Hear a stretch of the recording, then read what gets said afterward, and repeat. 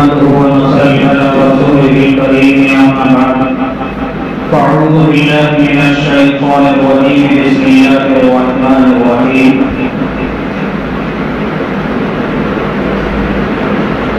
ومن أحسن قولا ممن دعا إلى الله وعمل صالحا وقال إنني من المسلمين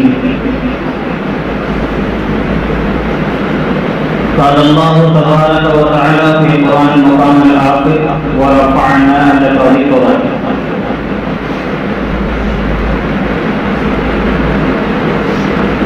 میرے محترم بزرگوں دوستوں، ہمارے اور آپ کے آقا حضرت محمد مصطفیٰ صلی اللہ علیہ وسلم پوری کائنات میں سب سے زیادہ افضل، آپ سے نہ کوئی اعلیٰ ہے نہ کوئی افضل ہے، آپ ساری کائنات کے سردار ہیں۔ اللہ کے بعد سب سے اونچا مقام اگر کسی ہستی کا ہے تو وہ ہے آقا مدنی تاجدار مدینہ سرکار دو عالم صلی اللہ علیہ وسلم۔ اللہ کے نبی وہ ہیں جن کے لیے اللہ نے فرمایا اگر میں محمد کو نہ بناتا تو پوری کائنات کو نہ بناتا، نہ یہ زمین ہوتی، نہ آسمان ہوتا، نہ جنت ہوتی، نہ جہنم ہوتی، نہ انسان ہوتے، نہ جنات ہوتے، نہ فرشتے ہوتے، کچھ بھی نہ ہوتا اگر محمد نہ ہوتے۔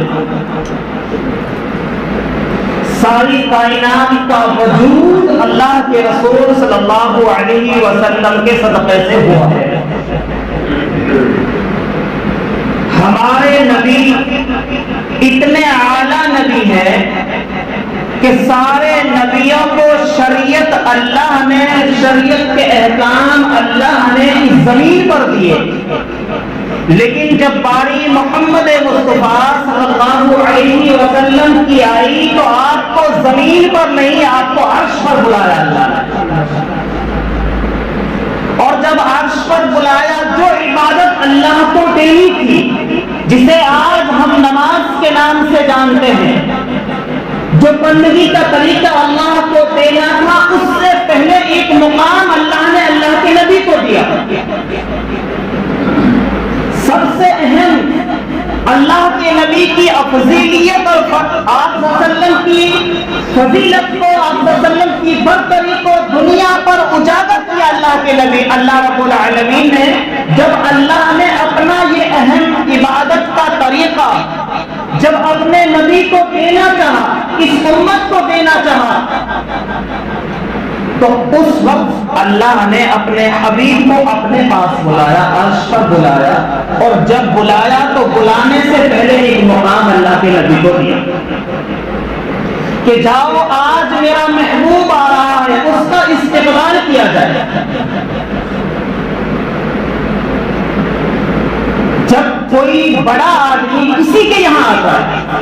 ہمارے یہاں شادیاں ہوتی ہیں تو ہم دلہے کا استقبال کرتے ہیں۔ جب ہمارے یہاں کوئی بڑا منتری آتا ہے تو اس کا استقبال ہم پھول مالاؤں سے، نعراؤں سے اور طرح طرح سے ان کے بہت دور سے موٹر سائیکلوں سے، ڈیجوں سے، جس طرح اس کے زمانے میں ہم دیکھتے ہیں کہ اپنے بڑوں کا ہم کیسے استقبال کرتے ہیں۔ اب بڑا آ رہا تھا، دنیا کا سب سے بڑا آدمی جب اللہ کی بارگاہ میں جا رہا تھا تو اللہ نے بھی اس کا استقبال کیا، اور استقبال یہ کیا کہ اللہ کے نبی کو جب مدینہ سے لے کر حضرت جبریل امین علیہ الصلوۃ والسلام چلے تو کہا کہ جبریل سیدھا آسمانوں پر لے کے نہیں جانا، پہلے میرے حبیب کا استقبال ہوگا، پہلے میرے حبیب کو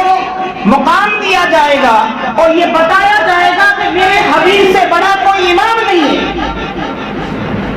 میرے حبیب سے بڑا کوئی نہیں ہے، سب سے اعلیٰ اور افضل اگر کوئی ہے تو میرا حبیب ہے۔ تو آپ کو کہاں لے جانا ہے؟ فرمایا آپ کو اپنے گھر سے اٹھایا، بیدار کیا، جگایا، براق پر سوار کرایا، اور جبریل امین آپ کی رہبری کرتے کرتے آپ کو بیت المقدس لے کر چلے گا۔ جب بیت المقدس آیا اللہ کے نبی صلی اللہ علیہ وسلم کے آنے سے پہلے اللہ نے سارے انبیاء کو جنت سے، سارے نبیوں کو جنت سے زمین پر بھیجا، جاؤ بیت المقدس میں صف بنا کر بیٹھ جاؤ، تمہارا امام تمہیں نماز پڑھانے کے لیے آیا۔ یہ ہے مقام ہمارے نبی کا۔ سارے انبیاء علیہ الصلوۃ والسلام سب بندہ ہیں، سب باندھ کر بیٹھے ہوئے ہیں۔ جب نبی کا آگمن ہوا، جب نبی تشریف لائے تو سارے انبیاء علیہ الصلوۃ والسلام اللہ کے نبی کے اکرام میں کھڑے ہو گئے، سارے سب پہ کھڑے ہو گئے۔ اس وقت انبیاء کے دل میں خیال آیا، حضرت آدم علیہ الصلوۃ والسلام کے دل میں خیال آیا کہ آئو میں تو ساری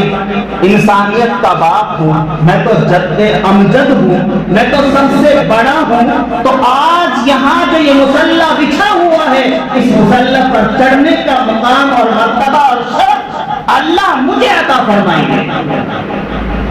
آدم سوچ رہے ہیں یہ کہ میں پہلا ہوں مجھے ملے گا، نوح علیہ السلام سوچ رہے کہ میں 950 سال مار کھاتا رہا اللہ کے نام پر، مجھے اتنا مارا جاتا تھا کہ پتھروں سے میں دب جاتا تھا، تو آج دنیا فنا ہو گئی تھی، مجھ سے اللہ نے دنیا کو دوبارہ سے آباد کرایا، تو اس مصلی پر چڑھنے کا مقام اللہ مجھے دیں گے۔ حضرت ابراہیم علیہ السلام سوچتے ہیں کہ اللہ نے مجھے خلیل بنایا، اپنا دوست بنایا، اللہ نے مجھے آگ میں ڈلوایا،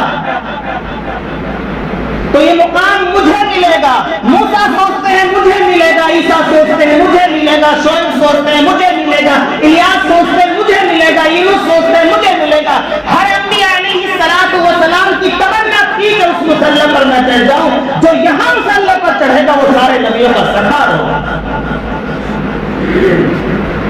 میرے محترم بزرگوں دوستو،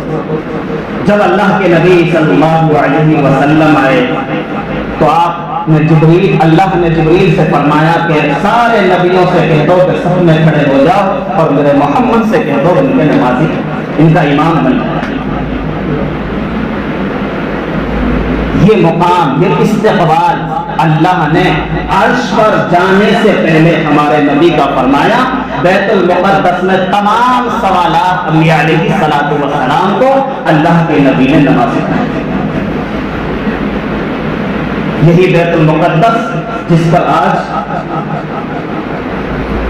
جنگ چل رہی ہے،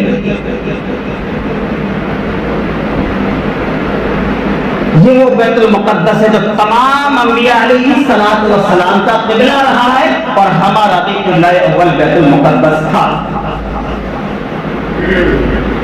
اللہ کے رسول صلی اللہ علیہ وسلم نے فرمایا، یہ حدیث غور سے سننا،